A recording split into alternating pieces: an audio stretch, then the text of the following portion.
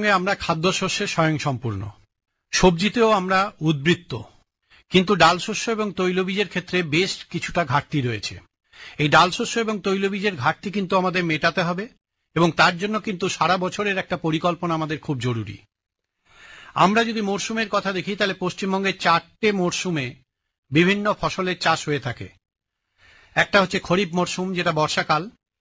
দ্বিতীয় হচ্ছে খরিফ মরশুমের আগে, যেটা আমরা বলি চৈত্র, ফাল্গুন চৈত্র মাসের যেটা, সেটা হচ্ছে প্রাক খরিফ। আর একটা ভাদ্র মাসে যেটা, সেটা হচ্ছে পোস্ট খরিফ।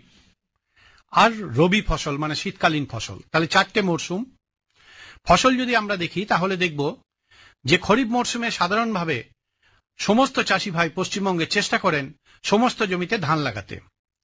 এই জায়গা থেকে একটা জায়গা আমাদের মনে রাখতে হবে, যে সমস্ত জমি উঁচু জমি, বিশেষত লাল এবং কাঁকুড়ে মাটি অঞ্চল, যেটা পশ্চিমবঙ্গের পশ্চিমাঞ্চল, যেখানে ফলন কিন্তু প্রতি হেক্টরে 2 টনের কম, 1 হেক্টর মানে 7.5 বিঘা, সেই সমস্ত জমিতে আমি বলবো ধান না চাষ করে অন্যান্য ফসলের চাষ করুন। বর্ষাকালে অন্যান্য ফসলের মধ্যে মুগ হতে পারে, কলাই হতে পারে, অড়হর, বাদাম বা আমার তিল হতে পারে, সয়াবিন লাগাতে পারি আমরা। তো এই সমস্ত ফসলের চাষ যদি আমরা করি তাহলে অবশ্যই আমরা লাভবান হব। দ্বিতীয় কথা যেটা আসি সেটা হচ্ছে প্রাক খরিফ এবং পোস্ট খরিফ, এই মরশুম দুটোতে আমাদের কলা এবং মুগের চাষ করা যেতে পারে। প্রাক খরিফে কিন্তু একটা জায়গা আমাদের খুব মনে রাখতে হবে, যে কোনো মতেই কিন্তু ওই আমরা বলি না ফাল্গুন চৈত্র, সেটা কোনো মতেই কিন্তু আমাদের মার্চ মাসের 15 তারিখের পর লাগানোর চেষ্টা করতে হবে, তার আগে লাগাতে। কেননা তারপরে যদি আমরা লাগাই তাহলে বর্ষা চলে আসবে এবং কলা এবং মুগে যদি বৃষ্টি পায় তাহলে আপনারা জানেন, চাষি ভাইদের নিজস্ব অভিজ্ঞতা অবশ্যই আছে, যে মুগ এবং কলাই কিন্তু নষ্ট হয়ে যাবে।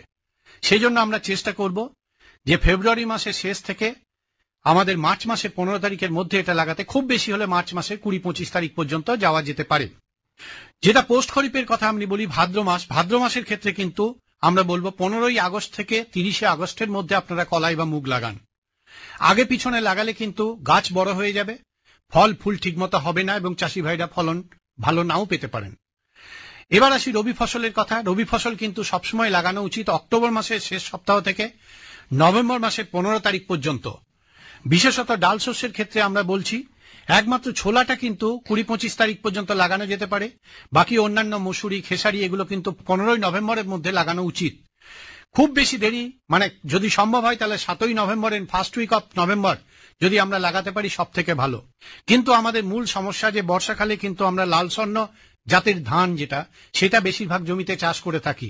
এই ধানটা যখন কাটা হয় এবং জমি যখন খালি হয় তখন কিন্তু 15 নভেম্বর পেরিয়ে যায়। তাই চাষি ভাইদের আমি অনুরোধ করব, যে 1 বিঘে 2 বিঘে বা 3 বিঘে যেটুকু জমিতে আমরা রবি ফসলের চাষ করবেন ডাল শস্য বা তৈলবীজের, সেই জমিটাতে কিন্তু কোনো মতেই লাল স্বর্ণ লাগাবেন না। আপনারা কোনো স্বল্প মেয়াদী জাতের ধান লাগান, সেক্ষেত্রে মিনিকিট লাগাতে পারেন, যেটা শতাব্দী IT 4786। আর একটা হচ্ছে পারে আপনার বিধান সুরুচি বলে একটা নতুন ধান বেরিয়েছে IT 25701। এছাড়া কিন্তু গোত্রা বিধান 1, গোত্রা বিধান 3 এগুলো সব 120 দিনের মধ্যে পাকে। এই জাতের ধান লাগালে জমিটা কিন্তু 1 মাস আগে খালি হয়ে যাবে এবং সঠিক সময়ে কিন্তু আমরা রবি ফসলের চাষ করতে পারবো। একটা জিনিস কিন্তু আমাদের মনে রাখতে হবে, যে রবি ফসল যেহেতু শীতকালীন ফসল, কাজে এই ফসলের জন্য ভালো ফলন পেতে গেলে ঠান্ডাটা কিন্তু খুব জরুরি। আমাদের পশ্চিমবঙ্গের টোটাল ঠান্ডার যে ডিউরেশন, সেটা কিন্তু মেয়াদটা হচ্ছে বেশ কম। আমাদের শীত পড়তে নভেম্বর হয়ে যায় এবং ওদিকে ফেব্রুয়ারি মাসের প্রথম সপ্তাহ থেকে গরম পড়তে শুরু করে যায়। 1-2 বছর বিক্ষিপ্তভাবে অন্য ঘটনা আমরা পাই, কিন্তু বেশিরভাগ ক্ষেত্রে কিন্তু গরম পড়লেই বিভিন্ন রোগের প্রাদুর্ভাব, বিভিন্ন পোকার প্রাদুর্ভাব এবং আলটিমেটলি যেটা হবে সেটা হচ্ছে ফলন হবে না। ফুল আসবে, ফুল ঝরে পড়বে, পরাগ মিলন হবে না, পরাগ রেণু মারা যাবে এবং যদি তৈলবীজের ক্ষেত্রে তেলের পরিমাণ কমে যাবে। কাজে সময়ে চাষ করাটা কিন্তু আমার খুব জরুরি। তো এই জায়গাটা কিন্তু আমাদের দেখতে হবে, সময়ে চাষ করতে হবে, বিভিন্ন ফসল আমাদের লাগাতে হবে। এবং আরেকটা কথা বলি, সেটা হচ্ছে পরিকল্পনার কথাই যদি আমরা বলি তাহলে ধানের যে টোটাল আমার জমি লাগাবো, সেই ধানের জমিটা কিন্তু বীজতলা কিন্তু 2-3টে ভাগে আমরা লাগাবো।